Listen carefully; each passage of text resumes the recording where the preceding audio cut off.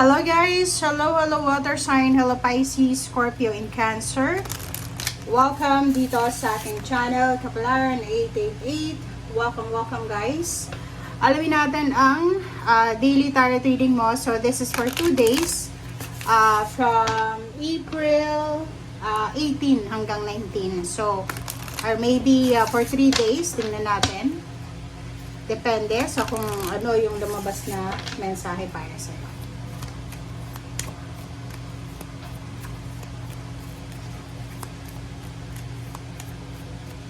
Okay, first card natin, Pisces, Scorpio, and Cancer, new partner. So, yung first card mo dito ay nagsasabi ng new partner.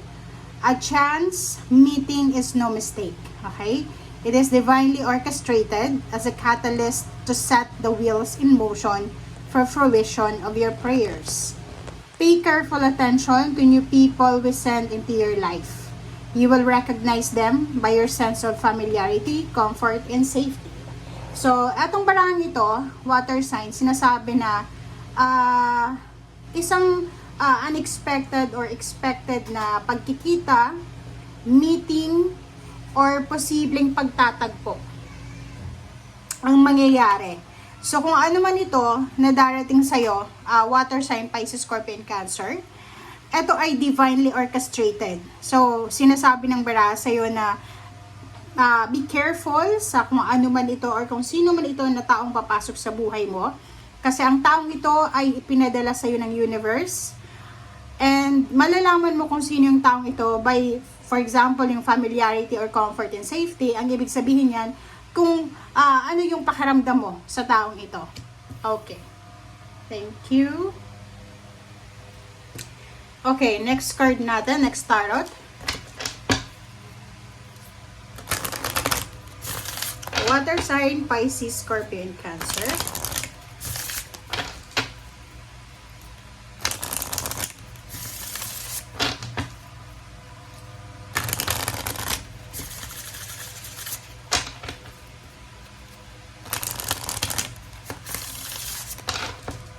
Water sign, Pisces, Scorpio, and Cancer.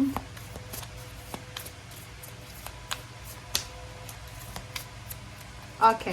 Second deck natin is reverse na Dreamtime Creation. So, for the next 2 to 3 days, okay, kung nasaan ka man ngayon, especially yung mga nasa Pilipinas, sinasabi ng barahan na parang downtime ito para sa inyo. Charging or recharging time para sa inyo. So, pwedeng kailangan nyo munang magpahinga, mag-relax, mag-pause muna for 3 days or maybe 2 days. Depende yon sa kung ano yung ginagawa nyo sa ngayon. Okay. So, thank you.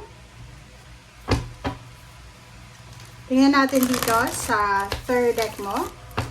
Water sign, Pisces, Scorpio, and Cancer.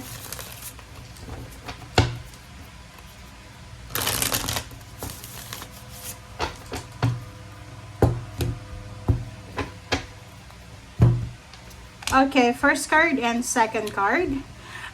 Nakikita ko sa iyo dito na kahit yung iba sa inyo dyan nakabakasyon or nagre-relax, ang focus pa rin nila, yung isip nila is tungkol sa kanilang trabaho. Okay? Yung parang nag-iisip sila kung ano ba yung susunod na steps na gagawin nila, ganyan, ganito. Kung marami silang naiwan na trabaho or kung ano man to na kailangan tapusin nila. Yung evidence sa inyo dito, siguro nakafocus lang kayo sa pagtatrabaho. Kung hindi ka naman Roman Catholic or hindi ka naman nagbabakasyon, wala ka namang agenda for the next 3 days, nakikita ko sa'yo dito na nakafocus ka lang sa trabaho. Sobra kang masipag sa 3 days na to and sobra kang dedicated sa ginagawa mo. Okay, next 2 cards natin is Page of Cups, and then Knight of Pentacles. So, yun. These 2 cards, ay resonated siya dito. So, it's either yung darating sa'yo is mag-o-offer siya ng relationship, friendship, collaboration, partnership, or posibleng mag-o-offer siya sa'yo ng trabaho, negosyo, or any source of income. Okay, next card natin is Three of Cups. So, yung Three of Cups is a celebration. So, nasaan ka mang sulok ng mundo ngayon, water sign, Pisces, Scorpion, Cancer, possible na marami kayong rason para mag-celebrate. Okay? So, dito sinasabi na posibleng tungkol siya sa, anong tawag dito? Graduation, reunion, school reunion, family reunion, or kung ano man yan na pagtitipon. Next card natin is reverse na lovers. Sinasabi ng Baraseo dito na posibleng merong may asawa dito, may boyfriend, girlfriend. Mag-iingat kayo sa 3 days na to kasi pwedeng may unexpected na pag-aaway or unexpected na misunderstanding na mangyayari sa inyo with your loved ones. Okay, di ba? So, parang kailangan mong ipaglaban, kailangan mong ilaban, parang ganun. So, sinasabi na may posibleng trials kayo and obstacles sa pagdadaanan, lalo na doon sa mag-asawa, mag-boyfriend, girlfriend, or magkarelasyon. Next card natin is good karma. So, may good karma na parating sa'yo. It's either Libra energy, pwedeng Libra yung darating sa'yo. Kung may mga pinagdadaanan kang imbalance sa buhay, posibleng maging balance ito. And at the same time, sinasabi ng bara sa'yo dyan na magiging maayos yung takbo ng iyong pamumuhay. 'Di ba? Parang kung ikaw ay may pinagdadaan ng obstacles and challenges, kasi hindi ka naman perfect, wala naman perfect sa mundo, na wala kang problema, may mga pagkakataon talaga na may mga unexpected na trials. So, as much as possible, i-weigh natin. Okay? Timbangin natin yung sitwasyon. Huwag kang magpadalos-dalos sa mga decision making mo. Just let it go kung medyo mahirap na yan. Okay?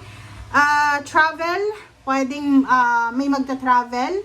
Pwedeng mayroong lilipat ng bahay. Or pwedeng mayroong nakikita ko sa inyo dito. Matutulog lang. Or pwedeng magpapahinga lang. So, depende yan. Nakikita ko rin sa inyo dito na posibleng isang kamag-anak or kakilala ang magta-travel papunta sa iyo, or posibleng mayroon kang kumbaga collaboration with your family, with someone na itong collaboration na to ay pwedeng magdala ng success and recognition and abundance. And nakikita ko sa iyo dito, yung mga relationship nyo, mapa-intimate man yan, friendship, work relationship, ay maraming pagbabago ang mangyayari sa inyo bago dumating yung May. Okay.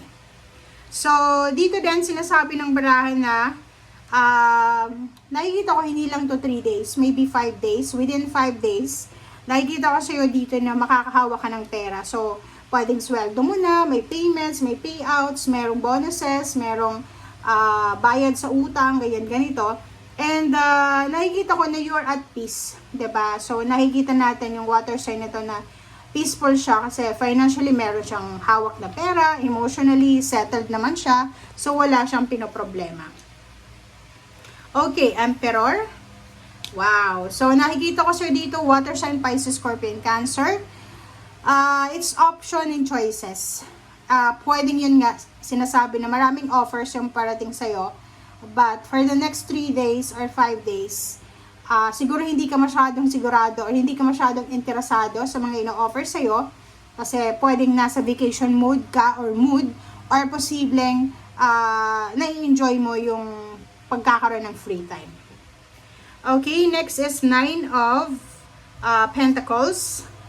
Yung iba sa inyo dito, pwedeng nawalan kayo ng pera dati and ngayon nanghihinayang ka sa nawala sa'yo.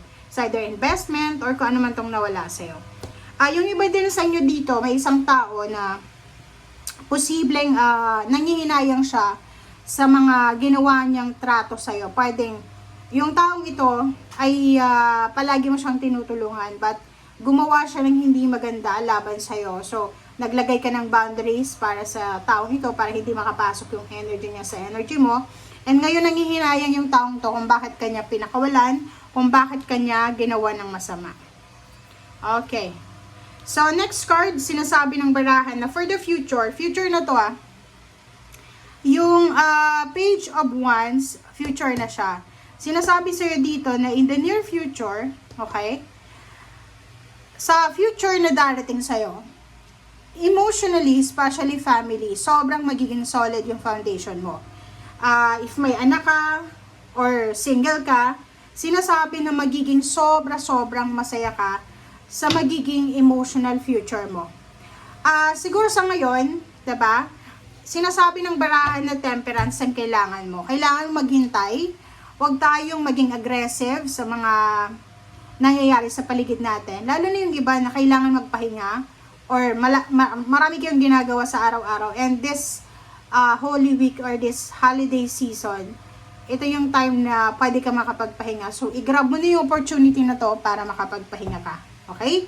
Thank you guys for watching. Bye!